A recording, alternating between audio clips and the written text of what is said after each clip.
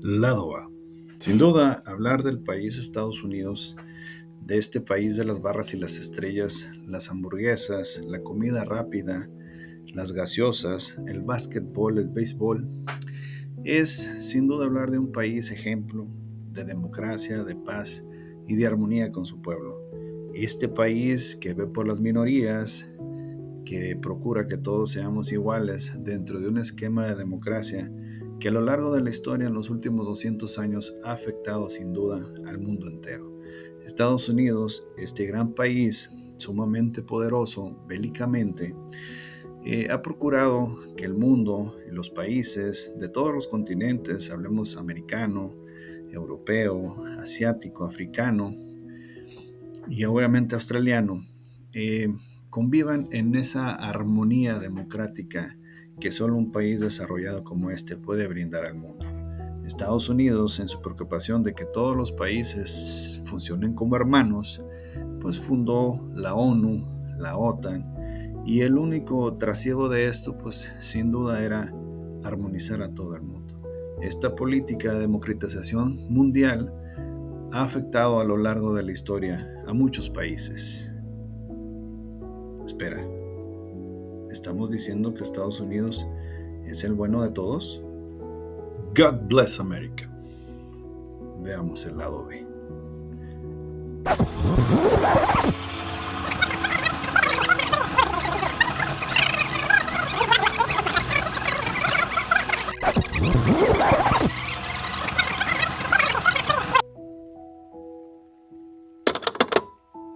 Sean bienvenidos al lado B del todo.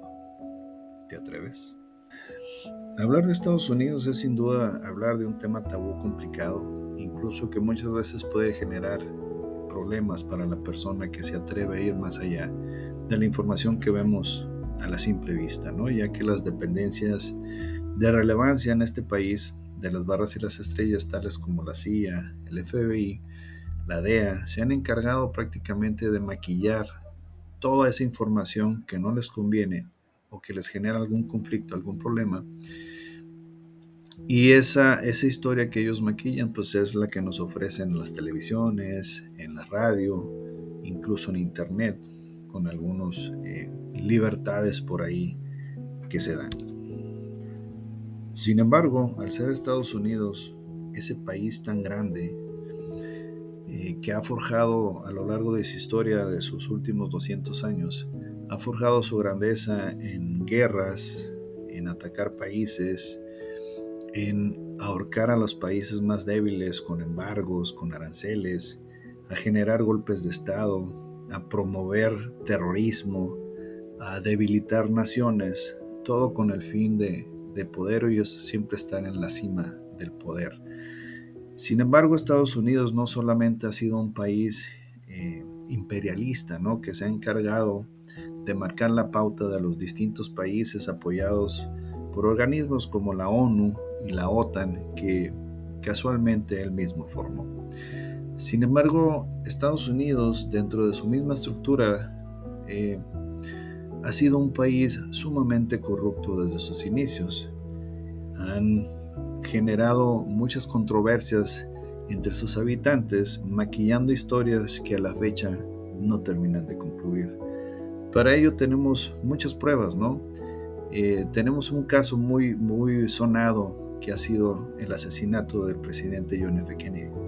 Sin embargo, John F. Kennedy no ha sido el único presidente en labores que ha sido asesinado en Estados Unidos. Como precedentes de Kennedy, pues tenemos que Estados Unidos ha matado a 4. ¿Y por qué digo Estados Unidos? Se les tacha a un loco, a un fanático, a un enamorado incluso, que ha sido el causante de los asesinatos de estos 4 presidentes en funciones. ¿Sí? Nunca se ha aceptado que ha sido desde el gobierno, y han surgido muchas teorías de conspiración que ya veremos más adelante. Sin embargo, estos 4 presidentes han sido Abraham Lincoln, por ahí en 1865, James Garfield en 1881 y William McKinley en 1901. El más reciente obviamente fue John F. Kennedy, ahí el 22 de noviembre de 1963, ahí por Dallas, Texas, ¿sí? Y este caso ha sido muy mediático, ya que la historia que nos han contado pues está muy tergiversada, muy maquillada, incluso irrealista, ¿sí? Se ha hablado de conspiraciones, de que fueron los cubanos quienes los mataron, que fueron los rusos, la Unión Soviética, porque en esos tiempos era cuando estaba el problema, ¿no? de los eh, misiles atómicos en Cuba, que Nikita Khrushchev, que Fidel Castro fueron los responsables, que la mafia, que algún terrorista, etcétera. Y la historia que nos venden como cierta y que pasa todas las pruebas de mentiras del bolígrafo, nos dicen que había un loco por ahí que tiempo antes estuvo en la Armada de Estados Unidos, posteriormente renunció y se fue a la KGB, se hizo espía ruso, se hizo conspiranoico, se hizo comunista, y este pobre loco se llamaba Lee Harvey Oswald, quien ahí en su demencia compró un rifle por paquetería, un rifle tipo Cárcamo modelo 1891, 38. Estos rifles, la particular que tienen es que cada disparo se tiene que estar cargando, ¿no? Entonces, Harvey Oswald fue capaz de conseguir este rifle, llevarlo a un almacén de libros ahí en Texas, ¿sí? Y subir al sexto piso sin que nadie lo viera, sin que nadie lo molestara, sin que nadie notara que llevaba un rifle en una maleta. Al pasar el presidente Kennedy en su carro descapotable, pues fue capaz de disparar 3 veces con una precisión milimétrica en menos de 6 segundos. Eso dice la historia, ¿no? ¿Por qué? No hubo conspiración, nadie más se atrevió a disparar, no hubo un cuarto tiro, ni un quinto, ni un sexto, no hubo conspiración. Eso fue lo que nos vende Estados Unidos. Pero parte de la historia que se redactó para sustentar esta teoría del loco solitario, del zorro solitario que fue y asesinó a Kennedy y que también hirió al gobernador de Texas, se crearon varios estudios que a la fecha causan más risa, ¿sí?, que solución. Veamos cuáles son esos estudios. Y bueno, la historia que es bien conocida prácticamente por todo el mundo es que a las 12 p.m., 12:30 más o menos, del día 22 de noviembre de 1963, tiempo de Dallas, Texas, por ahí iba la caravana del presidente Kennedy, y al pasar por la plaza Daly Plaza, así se denominaba esta plaza, al pasar unos metros después de un edificio que servía como almacén de libros escolares, por ahí en el sexto piso se le ocurrió a un loco llamado Oswald con su rifle comenzar a dispararle al presidente. Harry Oswald hizo 3 disparos en menos de 6 segundos. Lo interesante de esto es que la particularidad de este rifle era que cada disparo se tenía que cargar. Entonces, Oswald fue lo suficientemente capaz para apuntar milimétricamente hacia su objetivo, disparar, volver a cargar, volver a apuntar, disparar de nuevo, volver a cargar, volver a apuntar y disparar por tercera ocasión, siendo las 3 veces asertivo, en menos de 6 segundos. Una particularidad bastante excéntrica si lo vemos para una persona que fue catalogado como no hábil en futuros investigaciones, incluso para sostener un arma en sus manos, ¿no? Y pues bueno, haciendo apología a los hechos y dando una cronología, inmediatamente después de los disparos y de toda la incertidumbre que se generó y el caos, la caravana del presidente decide tomar dirección a una velocidad más o menos de 70 millas por hora hacia el hospital más cercano. En este caso era el Hospital Memorial de Parkland, ahí en Dallas. Y lo recibió el doctor que estaba a cargo, en este caso era James Carrico, ¿no? Fue James Carrico, que fue la primera persona médica en atender al presidente Kennedy. Carrico comenta que cuando se estuvo revisando el presidente aún presentaba signos vitales, ¿no? Los cuales eran muy nulos, ya que dentro de las heridas pudieron ver que llevaba una herida que posteriormente determinaron que era de entrada, pero en ese momento no podían precisar si era entrada y salida. Una herida en el cuello más o menos del tamaño de una moneda de unos 10 centavos. Vieron obviamente la herida que creo yo que es la fulminante, ¿no? La cabeza, que prácticamente la traía entre la sien y el ojo derecho. Era un boquetón que, que traía expuesto parte del cerebro, ¿no? Entonces prácticamente le habían volado el cráneo. También traía otras heridas en la espalda, ¿no?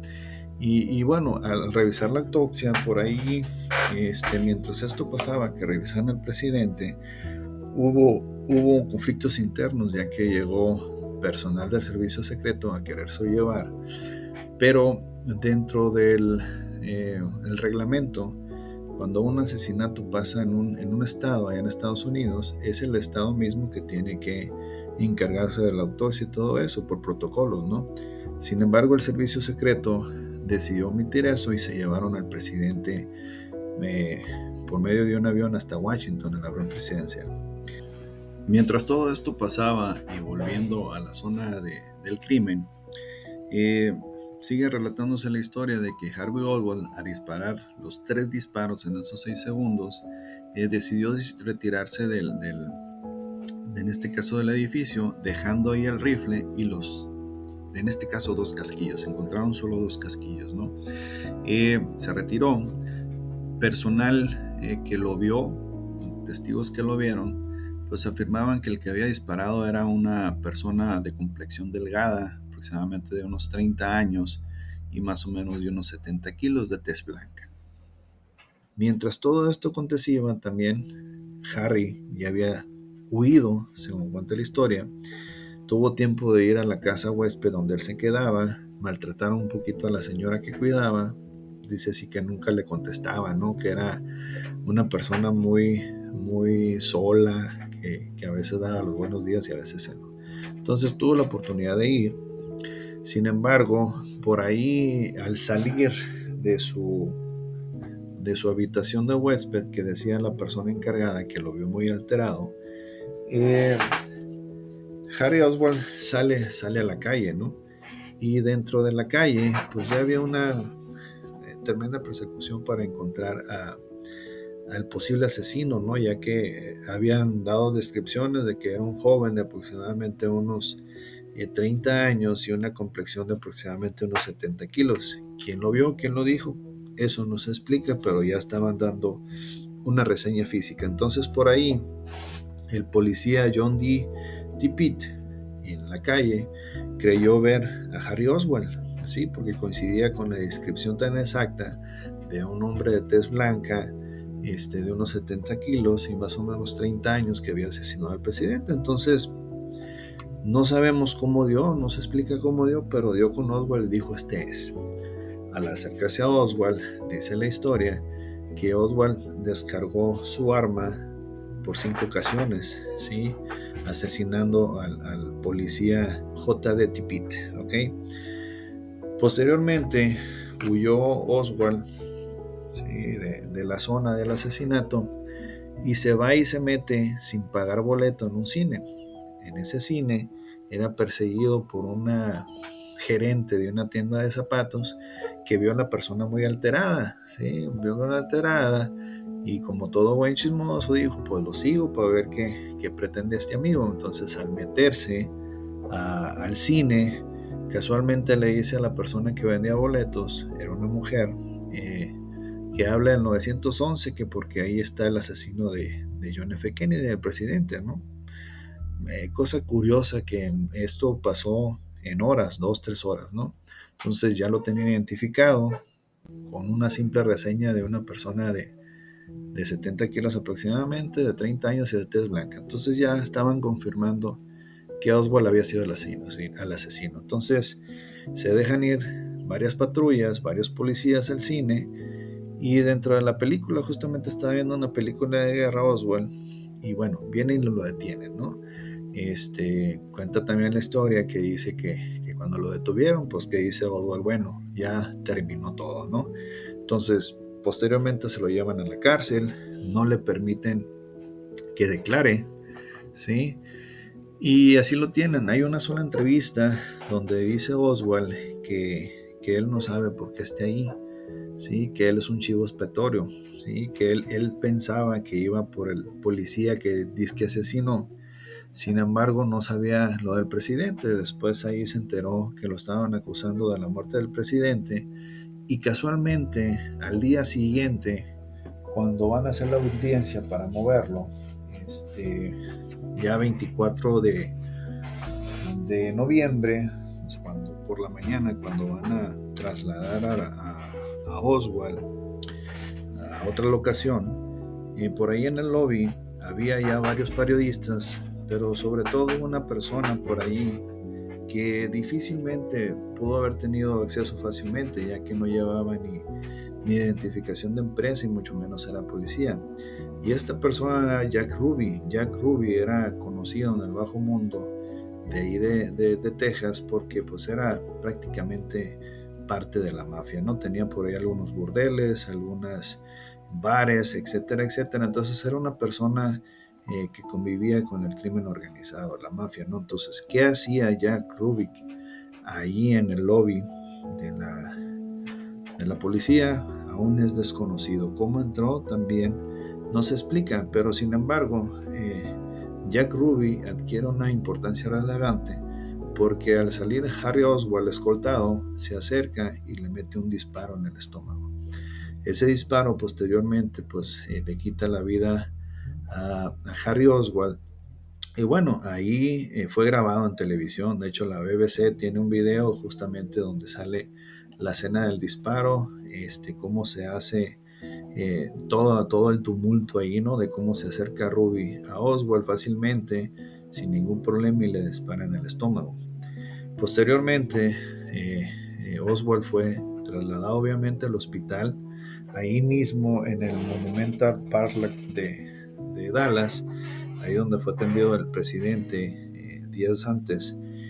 Y bueno, Jack Ruby pues fue detenido, ¿no? Y pues bueno, fin de la historia oficial, ¿no? Tienes ya caso cerrado, pues está muerto el presidente, pero su asesino también está muerto y el asesino del presidente pues ya está en la cárcel. Y esta persona, a pesar de que era mafioso, de la gente mala, pues es que lo hizo por amor al presidente, ¿no? O sea, estaba profundamente enamorado del presidente y a ver que Oswald lo había asesinado, pues decidió ir a asesinarlo, ¿no? También entonces lo apresaron, lo tienen en la cárcel y tan tan, la historia se acabó. La historia oficial hasta ahí llegó, ¿no? Pero bueno, desafortunadamente para las autoridades americanas la historia no termina ahí. Y bien, hasta esta parte, la parte 1 de este video del asesinato de John F. Kennedy, conspiración y la bala mágica, hemos visto hasta el punto de la historia oficial como se nos cuenta tal y cual el gobierno de Estados Unidos. Sin embargo, ya veremos en los siguientes videos, en las siguientes partes, que la historia se pone un poco más complicada y mucho más interesante. Si te gustan estos temas, dale like, suscríbete y por favor compártelo. Esto es el lado B del todo. ¿Te atreves? Muchas gracias.